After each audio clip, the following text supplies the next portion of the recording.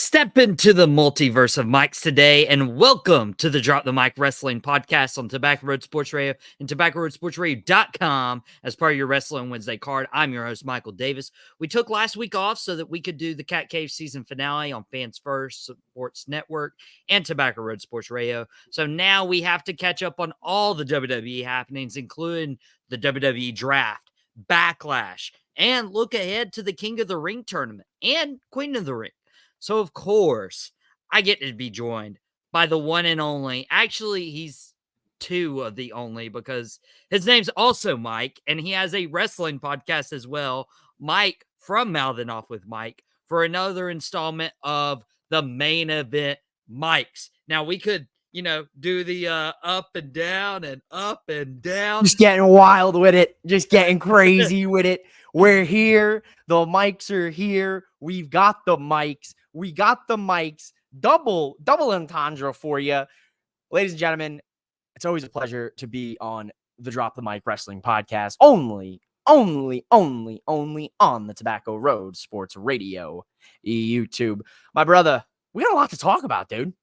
Dude, we got a lot to talk about. So we took last week off for Drop the Mic. The last time you guys saw us on air was our 85th episode. We got an incredible interview with Bright Attitude that's still available on Tobacco Road's YouTube channel that you can go check it out. Went and saw him team up with Nick Namath and then turn on Nick Namath in Statesville, North Carolina against JC and Zuka King. I will go ahead and say, A, that was one of my favorite interviews I've ever done. And two, that was one of the better independent wrestling shows I've ever been to. And I think it's available online at tilematchnetwork.com. So if you guys missed it, or if you're, across the country, like somebody else I know, then you can go to Tile Match. Ooh, you? Guys, this is just going to be a fun episode. Yeah, me and Mike always cut it up on air, off air. We'll call each other during the day, and we're like, "Yo, what's up? What's up?" I was thinking about Team 3D earlier today. That's pretty funny. Dude, they're coming out in the DLC for WWE 2K24. I think it's like in a few days or like a week because the CM Punk pack. We got the Sandman, the Dudleys, and like one or two other superstars. So I think your third eye was sensing some Team 3D coming up. We'll fix the glasses. That's actually a bump. If people are looking on the YouTube channel, that's a bump from my glasses the other day. Don't worry about it. It's all right. That's my third eye for today. Oh my God. All right. Well, we gotta get into. I didn't know Sandman was going to be on WWE 2K. Yeah, year. Dude. First time since like SVR 07 or 08. It's been a while for the Sandman, dude. It had to have been 08 because that was the year they did Raw, SmackDown, ECW. And ECW, so it was 08. You're right. Right on the money. I don't know if I've ever asked you this. We still got a whole show to go to. What is your favorite video game, especially looking back at some of the nostalgic games? 100% the SmackDown versus Raw series. I mean, I used to love doing the Road to WrestleMania stories. WWE 2K, that's a hint to maybe bring that back in the future. But that was always the best part for me for those games. I would say SVR 08, 09 was probably top of the list for me as a kid, and even still to this day. Yeah, I would go a little bit, earlier. I'd go SVR 07, or honestly, the original SVR was pretty good. They didn't do Road to WrestleMania. They did kind of like a season mode, but it was a career mode. Yes, I know exactly which one you're talking about. Man, solid one. Those are really solid video games, and apparently this is the best WWE game that's been released. So if you guys haven't gotten, go get it. And maybe WWE will pay me royalties for advertising right there. Talk to 2K. Call up Ronnie from 2K. Let's see what we can work out. We'll call him up. But we've had a really crazy couple weeks. That's the whole point of that. And while the WWE draft was going on, the NFL draft was going on. So we actually haven't had a chance to recap what this WWE draft was. Mike and I have texted a little bit back and forth. And I remember texting you, dude, like Friday was okay. But It was okay. Monday is where I got really frustrated because Friday there wasn't a lot of people in the pool to get drafted. And you could tell Triple H and Michael Cole were hitting home like, hey, it's just as important you retain your own guys versus Right. going to get other people. Well, I was fine with that until Monday, where we saw pretty much everybody stay on their same show. You got a few NXT call-ups. You got a few people to switch brands, like the LWO and Final Testament go to Monday Night Raw. For Yeah. SmackDown, I can't even like remember somebody huge going to SmackDown. Nia Jax was a big one. Jade getting drafted, but obviously she was staying on SmackDown. Tiffany Stratton staying on SmackDown. Shinsuke going back to SmackDown, which probably more than likely is setting up Shinsuke Cody down the line. Yeah. And DIY going to SmackDown. DIY was a big one, and Indy and Candice going to SmackDown. Chelsea Green, and Piper going to SmackDown. Yeah, I would say probably those would be some of the. Oh, and obviously when it comes to speaking of call ups, Blair Davenport being an addition to the SmackDown Women's division as I pull up all rounds of the draft here on my cellular device. So pay no mind to the man behind the curtain here. No, so a little underwhelming. I'll agree to that sentiment. Raw for me, the first 3 rounds of Raw, highly predictable. Would you say that's pretty? When you say the first 3 rounds, like for on Raw's Monday's draft. Yeah, the Raw pool. I felt very predictable in that sense, even with the switch ups, because it was like kind of knew that the LWO and Legado was going to part ways because there's really not much to do storyline with those two groups. It was a little underwhelming for sure. That's the best way I can put it. Yeah, it was so predictable. Like, you keep Imperium on Raw. Okay. Well, you keep Jade Cargill on SmackDown. Okay. Well, you move Damage Control to Raw, which was a good idea. Nice. It is. Especially now that Rhea Ripley's out for some time. But Kevin Owens stays on SmackDown. And then you get like deeper and deeper into the draft, and you're like, okay, well, the only one who changed, brands on this round 2 was nobody. Like Braun Strowman gets announced. Yeah, that was the big return of the thing, which leads me to believe. I know we're kind of going all over the place, but that's usually how you and I kind of work. Braun getting drafted leads me to believe he's not involved in what we've been seeing with the potential Wyatt 6 group or the Uncle Howdy group. So, which is good. I don't want Braun involved in that right this moment. I want Braun to come back and kind of reestablish who he is as a singles competitor. Can I kind of like give my theory on that? Shoot, I mean, it's your show. Dude, oh, that's right. It is Drop the Mic. Dude, sometimes we'll get on here, and whether it's your show or my show, I just forget what show we're on because we're just chatting. It's just honestly, TV. It's just a background and a name. People are blessed and graced with our appearances on each other's shows, so they're just joining in on the conversation. Which, thank you guys, by the way. You can continue on the conversation if you follow us on our social medias. I've dropped the Mike's socials running right now, and his is on the screen as well at MOWM_podcast.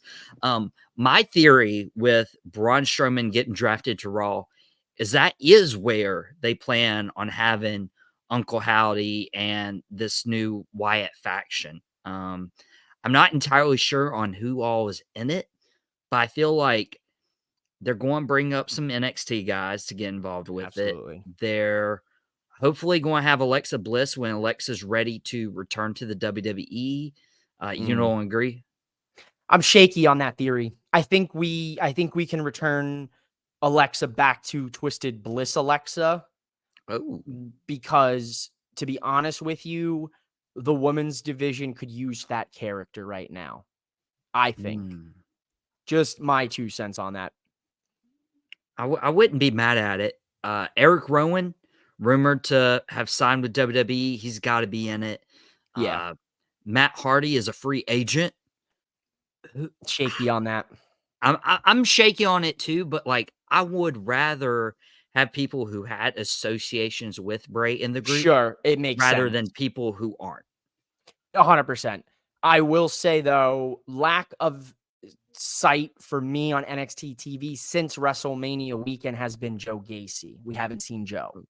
So, which leads me to believe that something is in the works there with NXT and what you had called, because as we know, Joe Gacy did dress up as Huskus the Pig Boy for Bray's triumphant return, 2 years ago. Very interesting group, I think. Dexter Loomis is a name I'd like to see involved. He finally tweeted for the first time in 9 months. What Nikki did he say Cross, on Twitter? he just posted a character of himself. So back to his, drawing gimmick. Very similar to what we saw with, Samuel Shaw in Impact.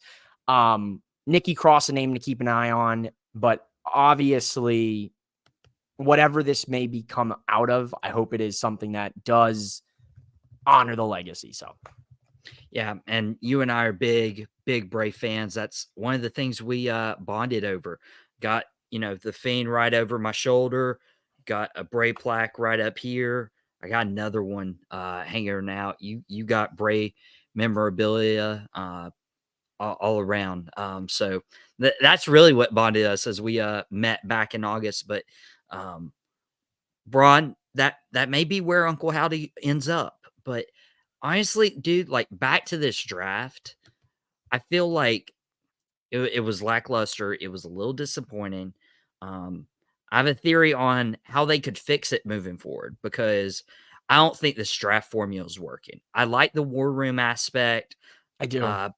But I want more interaction between the general managers. And honestly, I didn't like it at the time.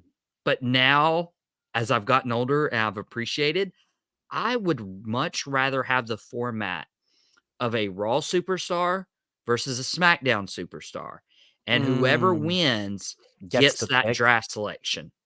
I like that.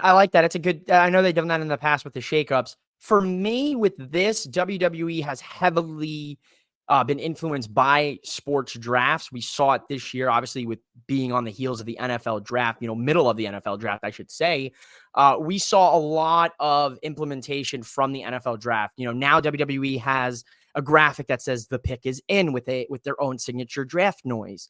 They did draft pools. They did specific rounds. They had alternating picks. Each GM picked, either 4 superstars per night or tag teams. What I'd like to see is more trades happen during the draft, where it's like Nick Aldis drafts, the LWO, and Adam Pearce's like, no, I'll trade you Delgado for LWO, and I would have liked to see more of that. We did not see any trades before or after before the roster's locked on Monday.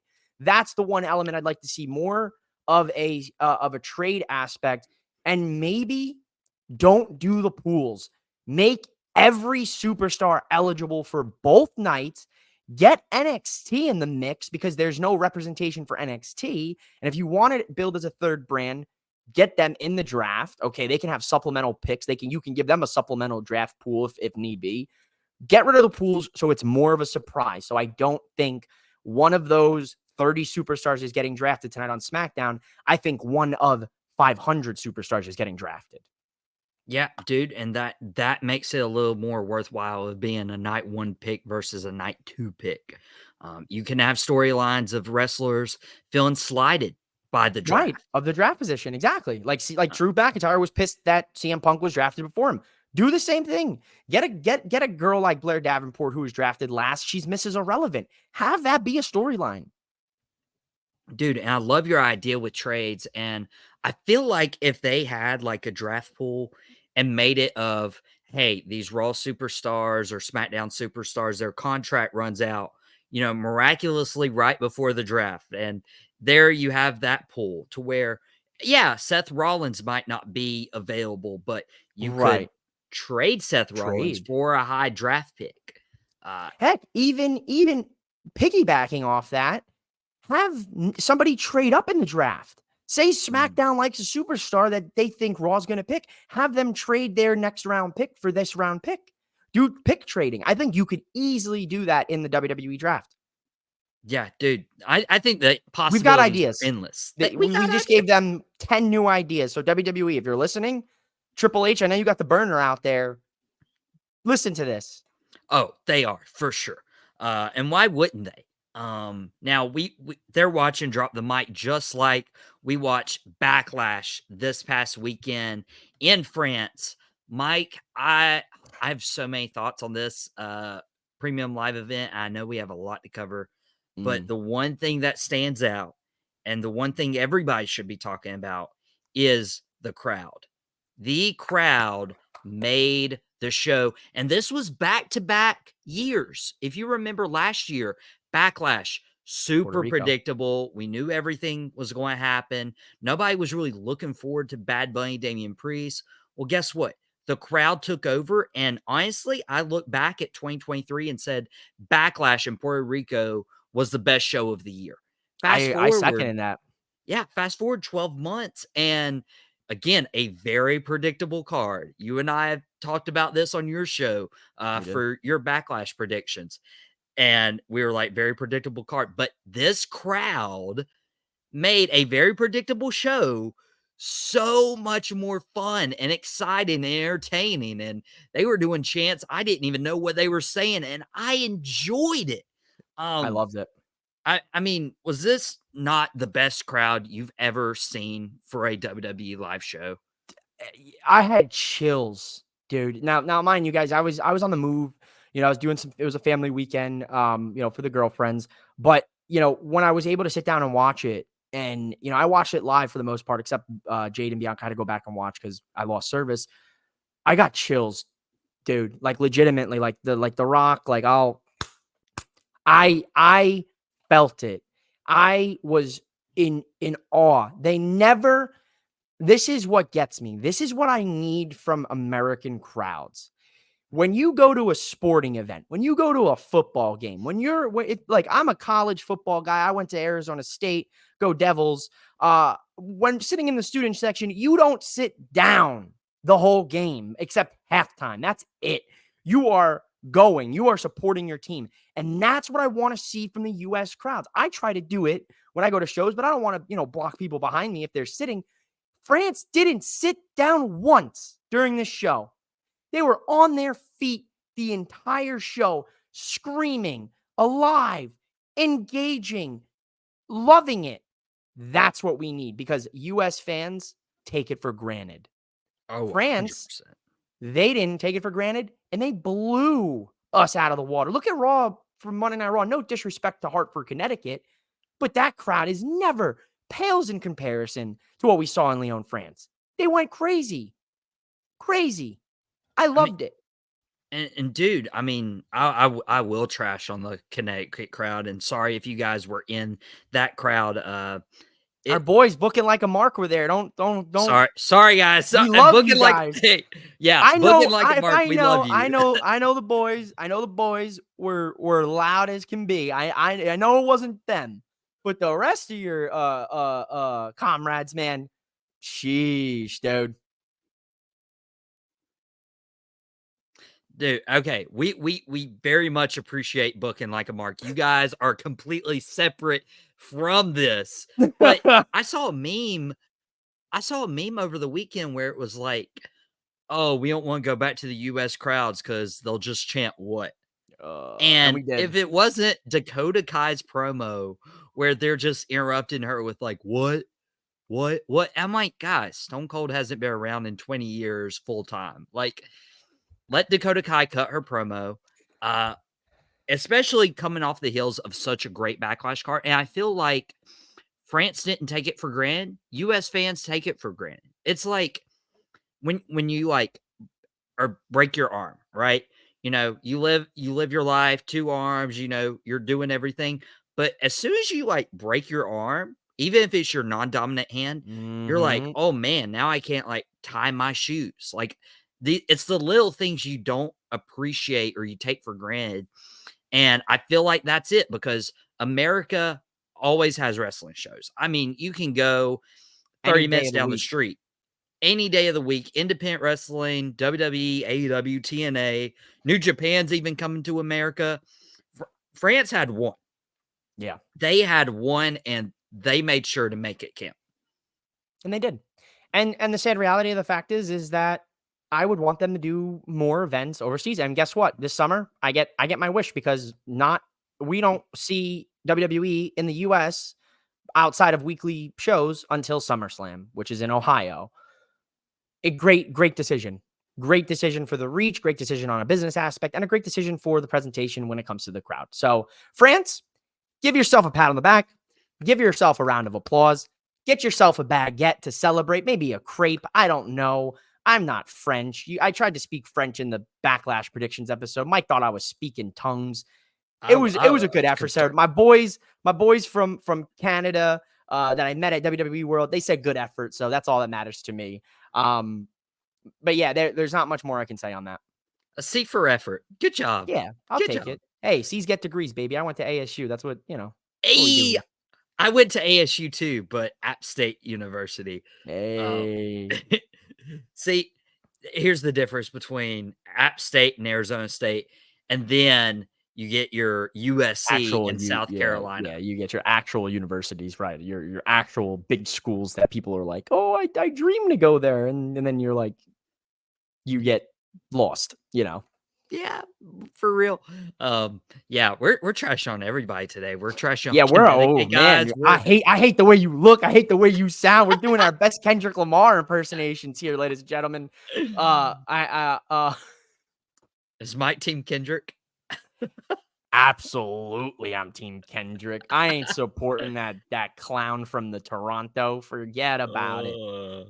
Well, I know where you resided when we were doing WrestleMania, and I know we talked a little bit yesterday on Out of Pocket about what's been the most interesting story between Cody and his title run or the Bloodline, because Roman Reigns hasn't been around either one, and we were kind of concerned, at least I was, about what this scene would look like without Roman Reigns, at least for a little bit. And I think the Bloodline are cooking. If you guys didn't watch Backlash, turn this off now, but you've had about half a week to. So this isn't a spoiler, because Tonga Loa is now in WWE. He's all entertainment, if you will. Oh my God. I knew you'd appreciate that. Oh, I love it. But everybody thought it was going to be Jacob Fatu, because apparently Jacob Fatu is under contract. But no, nobody knew Tonga Loa was with WWE, and he just pops up and helps the Bloodline beat Kevin Owens and Randy Orton, reuniting the Gorillas of Destiny. Dude, I think this was beautiful.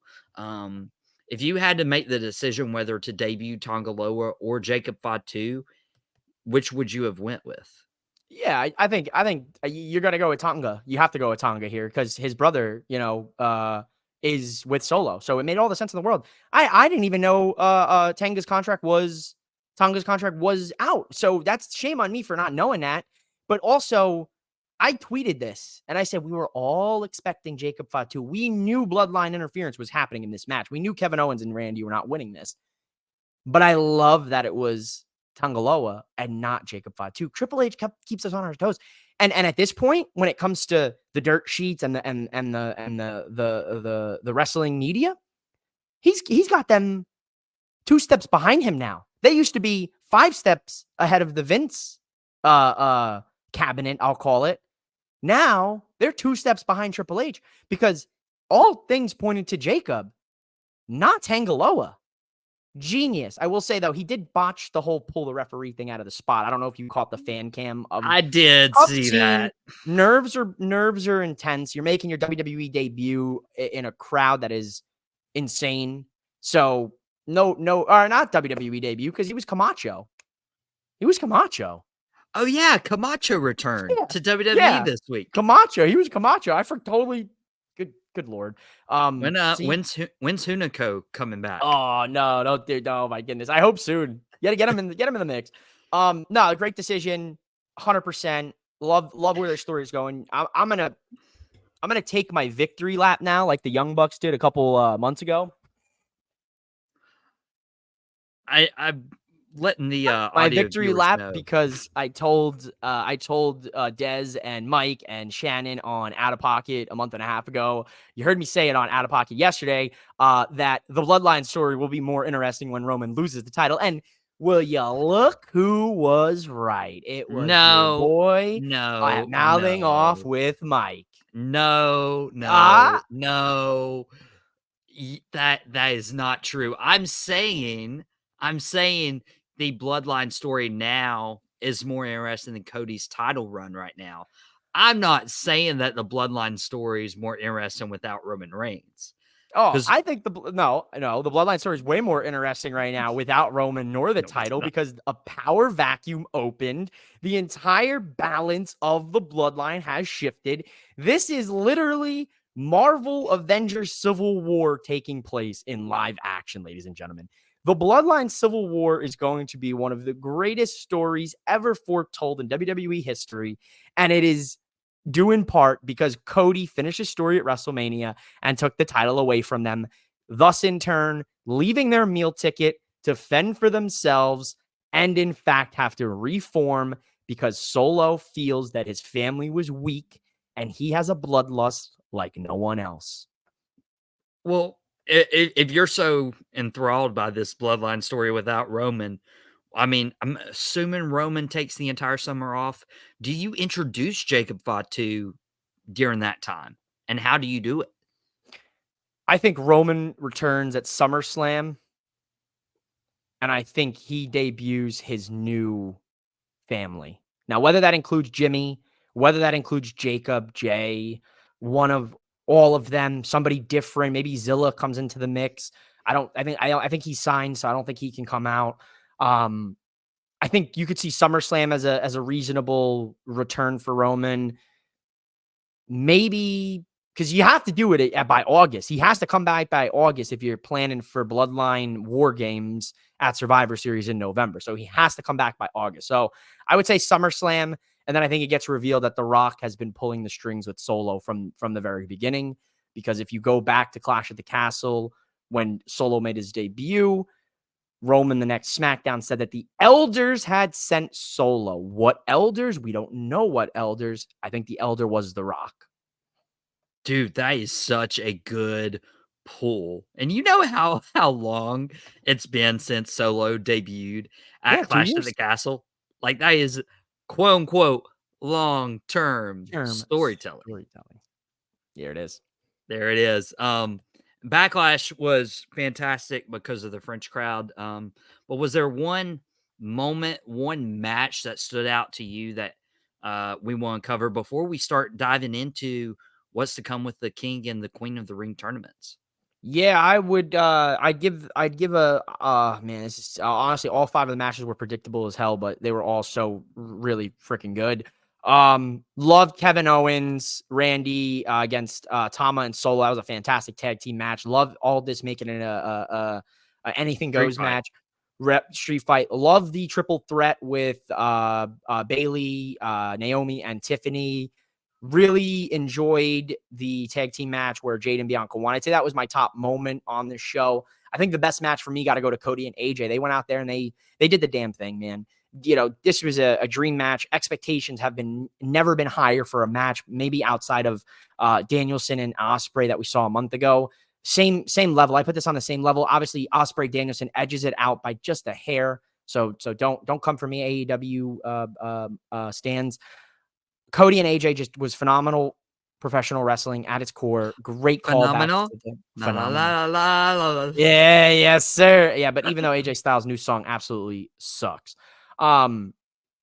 Great. Overall great. It's a match that I could rewatch, has great rewatchability, and just really sets up a part 2, which I expect to see at King and Queen of the Ring.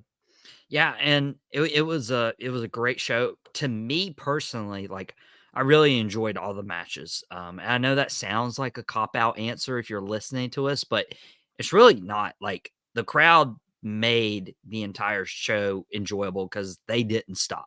So the wrestlers fed off that energy the entire night. I don't think Cody and AJ was the best match. I would honestly give it to the women's tag team match. I mean, Really? yeah. Especially my expectations were a little lower for that one. I knew there was going to be a title change, or I first saw a title change. We talked about this last week on our programming with your Backlash predictions on your YouTube channel. On a little bit on Out of Pocket, we didn't cover it too much, but like I saw this title change coming, and they just went for it, and I was like, wow. Reminded me a little bit of when Io Sky had her breakout last year against Right. Bianca Belair. I just thought it was incredible. And it got me excited for what Jade Cargill can do in WWE alongside Bianca Belair. But one thing people aren't talking about is Damian Priest Yeah. and the way they're Jey Uso setting had a up. great match. The way they're setting up that, animosity between him and the rest of Judgment Day, to where he's like, I don't need y'all. And then on Monday, they just hug it out like nothing's going on. But if you notice, Damian didn't say, all rise for the Judgment Day. He said, all rise for me. All rise for me. So he's starting to put himself up on that pedestal, and somebody like Finn Balor is going to get upset. I love the subtleties WWE's been able to do with these tensions in these groups. Obviously, we saw it with Bloodline. Now we're seeing it with Judgment Day. Fantastic stuff. Love it. Can't wait to see Priest break away. Can't wait to see what becomes of this new face of the Judgment Day, because I think Liv Morgan is about to be Mr. Steal Your Man or Mr. Steal Your Dami. And I think Liv and Dom are going to be in cahoots. So we witnessed last week on Raw, Liv walking out, and then Dominic Mysterio walking out like 20 seconds later during an interview backstage. If you also saw Liv Morgan's social media, there is a purple bandana in her gear. It's like tucked away. Very not subtle, but very subtle at the same time. Dude, if we saw, and Liv Morgan's had a history of this. Rusev Lana, that was the thing. You didn't expect. Why you got to bring that up for, bro? What do you got to bring that up for? Poor Liv, poor Lana, poor Bobby Lashley, poor Rusev, poor everyone involved in that storyline. Ugh. That will go down as one of the worst stories. And Bobby Lashley just finds himself in there at no fault of his own. Can we just think about Bobby Lashley and Sami Zayn's feud back like 6 years ago? I'd rather not remember it, with the whole slap in his butt, and you had Leo Rush as his mouthpiece. And then you had Sammy introduce Bobby Lashley's family. The family. 2019 WWE Except for the women. The women were good. That was like the highlight. Yeah, women's division was fantastic in 2019 for the most part, but the stories were just so. It was gross. But WWE's starting to bring back their prestige, including we finally get King of the Ring back. Now, when I say this, I just want to preface, I understand there's a Queen of the Ring tournament as well. Just know that I'm lumping these two together, but it really started with the King of the Ring 30 years ago, and just the prestige from Stone Cold Steve Austin to Triple H, all the way to Billy Gunn, Booker T. There's a large list of people who have won King of the Ring, and it feels like they're trying to bring the prestige back. Mike, in your opinion, how can they elevate these King and Queen of the Ring tournaments to the stature that they need to be at? Well, if you allow me to mouth off for a sec, because I got a little hot. I got some real hot takes on this one. First things first, at first, when everything was announced, we had 8 matches announced for Monday Night Raw, okay? The most amount of matches ever in the history of Raw's 31 years of being on the air. Then we get to the show. We kick off with qualifying matches. They're phenomenal. We had Gunther and Sheamus in the main event, an absolute hard-heating, meat-slapping affair. We had Ricochet and Dragunov, an absolute banger. Ivy Zoe was fairly good as well. Io and Natty was good. But then you make the announcement that 2 of the matches, Rey Mysterio, Hall of Famer, the GOAT, taking on Kofi Kingston, another Hall of Famer, future Hall of Famer, and a GOAT in my mind, and Shayna and Zelina. You now have made those matches and pushed them to a WWE live event this weekend that only fans in the house can see. First things first, to keep it prestigious or bring it back to the prestigious level, don't bump the matches from Raw. First. Number 2, have quality matchups, which is what we've been seeing. And on the second side of the bracket for SmackDown, we've got some crazy ones, which you'll bring up later. But the other last final way to make it prestigious again, it's as simple, ladies and gentlemen. Have Gunther win King of the Ring. Look at what he did to the Intercontinental Championship for 666 days. Look at what he did with that title. That title was an afterthought for a very long time. He was able to rebuild the prestige and become the longest reigning IC champion in history. And if there's one thing that he was able to do with that, I think he'll be able to do the same thing with King of the Ring. As for Queen of the Ring, I think the logical choice for me, either Io Sky follow up, because then you could have Io Sky with the Queen of the Ring, have her court as well with her, kind of have Dakota and Kyrie and Asuka, be kind of, the court for her queen.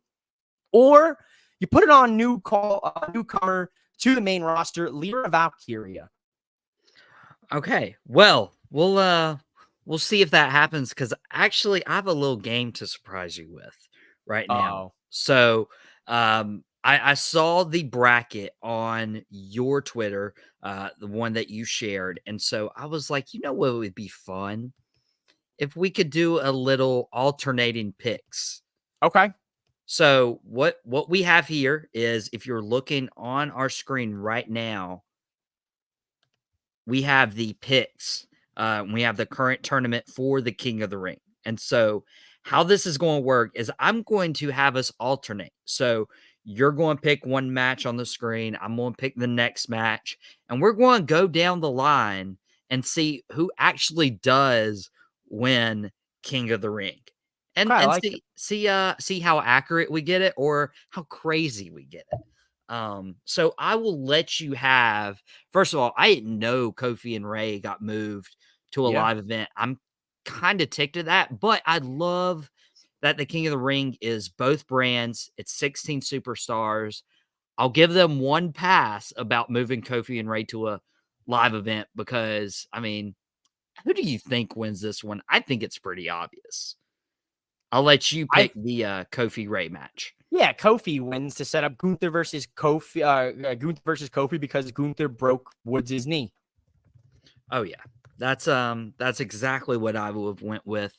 And so I'm wanting to move to the other side of the bracket real quick with AJ Styles, Randy Orton. My pick here, AJ Styles just had his match with Cody Rhodes and lost. But he put on an incredible match. I'm looking for, you know what? An RKO out of nowhere, and I'm thinking Randy Orton wins that first round matchup. Who do you have advancing between Baron Corbin and him, Carmelo Hayes? Great first round matchup for Carmelo Hayes, and a prove it match to take on a former King of the Ring with King Corbin. Obviously, Carmelo Hayes beats Corbin, but great little bit of storytelling there. Obviously, NXT guys for a long time together. Corbin went back.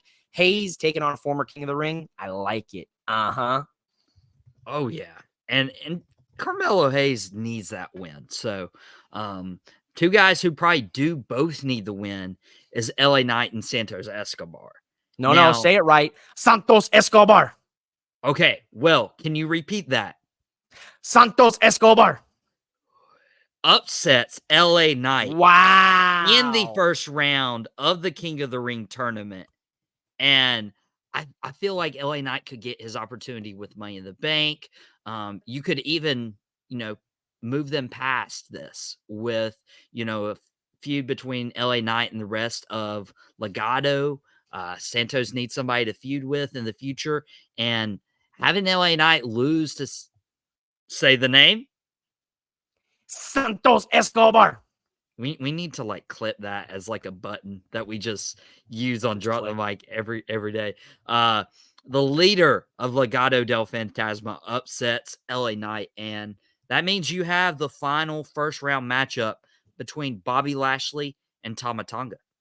This is a tough one. So only way I think Santos Escobar beats LA Knight is Legado del Fantasma interference. So I'll give you that. I'll chalk that up to you.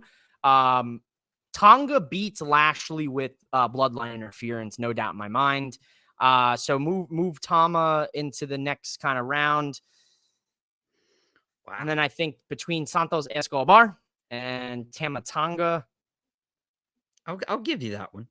I'll let you predict that one. I would say probably Tama Tonga. Tama Tonga beats gets Santos Escobar. Santos Escobar. I think he gets put in the final four of the King of the Ring.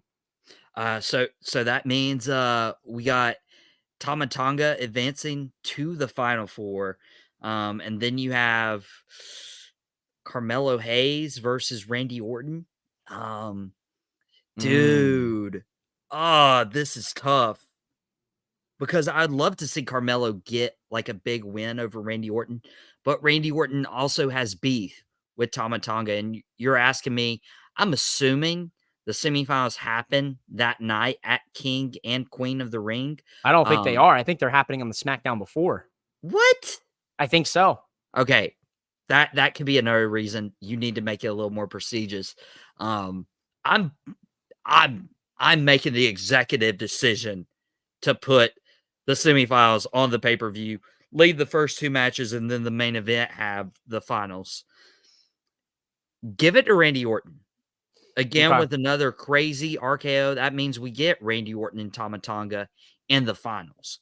But looking on this Raw side, you now have I'll give you the other matchup because I know what you'd pick the other one as. Ilya Dragunov, Jey Uso. Who would you have advancing? Yeah, Dragunov beats Uso clean, center of the ring, 1, 2, 3. You said Jey Uso? Yes, Dragunov beats Jey Uso in the center of the ring, clean, 1, 2, 3. Dragunov moves on. Dragunov beats main event Jey Uso. Yep. Wow. You're not down since day one-ish? I'm always down since day one-ish, and I love me some Jey Uso, but we just saw Dragunov make his main roster debut 3 weeks ago during WrestleMania weekend. He came out, Monday Night Raw, had a match with Nakamura. He had his main roster debut match against Ricochet, which was an absolute banger. Go check it out.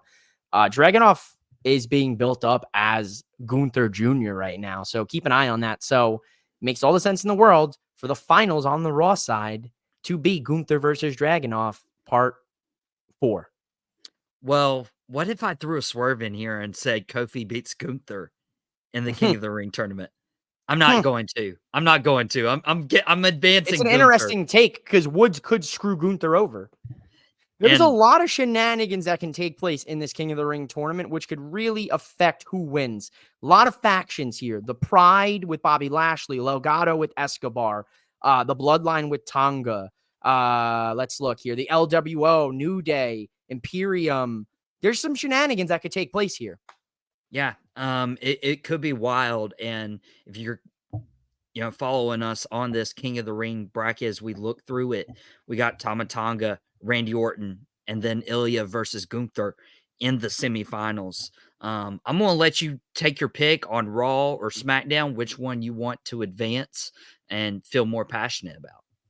Yeah, Gunther beats Dragunov to go to the Raw side of the bracket. It makes all the sense in the world. Gunther, like I said at the beginning of this segment, Gunther's the only one I feel that could restore the King of the Ring crown to its old prestige. And I feel like to do that, Tama Tonga would be nice, but you need to be a legend. And we haven't seen Gunther versus Randy Orton. So no. I am taking Randy Orton all the way to the finals to face Gunther. And I think you and I both agree on the new Ring General, the King of the Ring General. That's going to be good. That's a good one. King of the Ring General. Woo! cooking with fire there, brother. Yeah, I will say in an alternate, if I were to go back and kind of do the Styles Orton pick, I pick Styles to beat Orton there, and then Styles beats Carmelo Hayes because they have similar styles, and I think that'd be a fun match to see.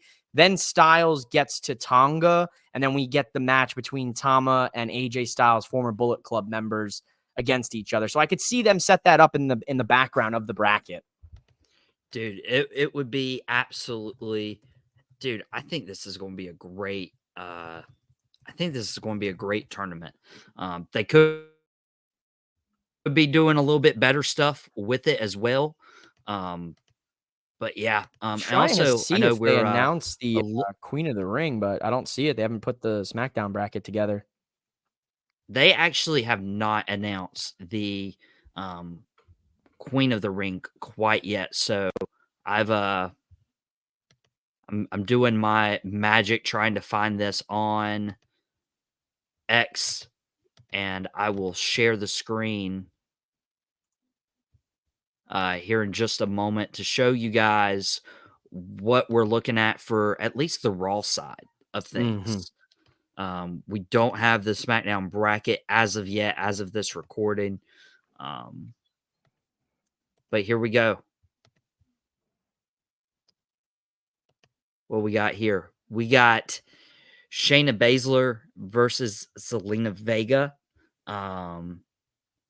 Pretty sure we didn't see this match. This was the match that got pushed to the live event with Kofi and Ray. Yeah. So, who do you got on this one? Yeah, Shayna beats Zelina. Really? I hate to say it. I love Zelina Vega, man, but Shayna needs a run right now like nobody's business, dude. Shayna beat Ronda Rousey, made her retire. Shayna got paired with Zoe Stark. She just was down in NXT for NXT Underground last week. She had a tag match last night on NXT. Give me Shayna Baszler moving on. I want Shayna Baszler to go far in the Queen of the Ring. So that means that Io Sky advanced. So we'll get Io versus Shayna. We'll also get Lyra Valkyria, who beat Dakota Kai. Dakota was Asuka's replacement because Asuka's injured. We'll get Lyra Valkyria. Oh, dude, I hope she's okay and recovers really speedily. We'll get Lyra Valkyria versus Zoe Stark. Let me advance Zoe Stark. That's what I'm saying.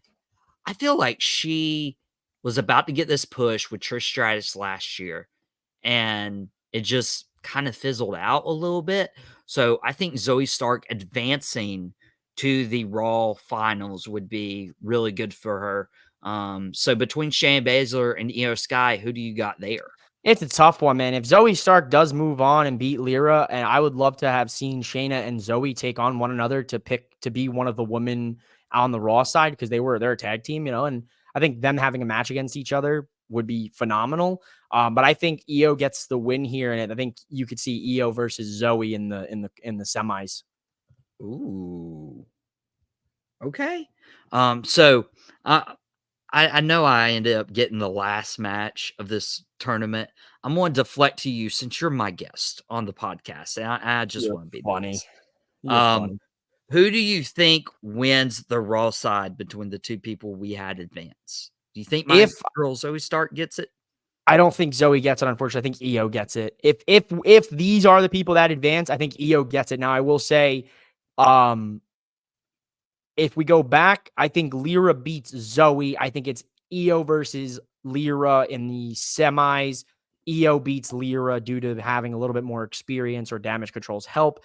Gives Lyra a good rub. I think Lyra, Mello, the two NXT talents in the King and Queen of the Ring, will get to either the semifinal or quarterfinal, but have a great showing. That's what I think ends up happening there. On the SmackDown side, I hope we see Naomi. I hope we get Jade in the mix. Maybe, I don't know, maybe not Jade, but I'd like to see Naomi in the mix. I'd like to see her go far. I like to see Chelsea Green in that bracket. Give me Candice in the SmackDown side. Maybe Alba Fire. I'd like to see her in the mix, but so far, I'm excited for this. I think this is one of my favorite tournaments, so I was ecstatic when it was announced, and I will continue to hype it up. Dude, I'm excited. I'm hype as well. It's going to be super awesome. Thank you guys, by the way. If you're watching us kind of like move things around on the video feed on Tobacco Road Sports Radio's YouTube channel, you guys got a little better visual than I could come up with words at the time. But dude, we are out of time here on Tobacco Road's YouTube channel. An hour goes by pretty quick when you're just, talking wrestling with your buddy. So thank you, Mike, for not only hopping on Drop the Mic today, but hopping on Our Pocket yesterday. Don't mention it. Dude, that video is available for people's viewing pleasure on the Tobacco Roads YouTube channel that they can go back and watch on demand. Thank you guys who are tuning in today for Drop the Mic, everyone who's supported what Tobacco Road's been doing the last couple months with Drop the Mic, the Cat Cave, Out of Pocket. Subscribe to the YouTube channel so you don't miss any more episodes of Drop the Mic or Out of Pocket. Out of Pocket will be back tomorrow, 12:30 p.m. Eastern Time for your lunch break. And it's your first daily sports show on Tobacco Road 4 times a week for your lunch break on their YouTube channel. But most of all, thank you guys so much for spending your Wednesday with us on Drop the Mic. You got the main event mics. We have to get out of here, though. Whatever you do, don't drop the mic. Go follow us on our socials. Go follow Mike on his socials at MOWM_podcast. And we will see you guys next week here on Drop the Mic.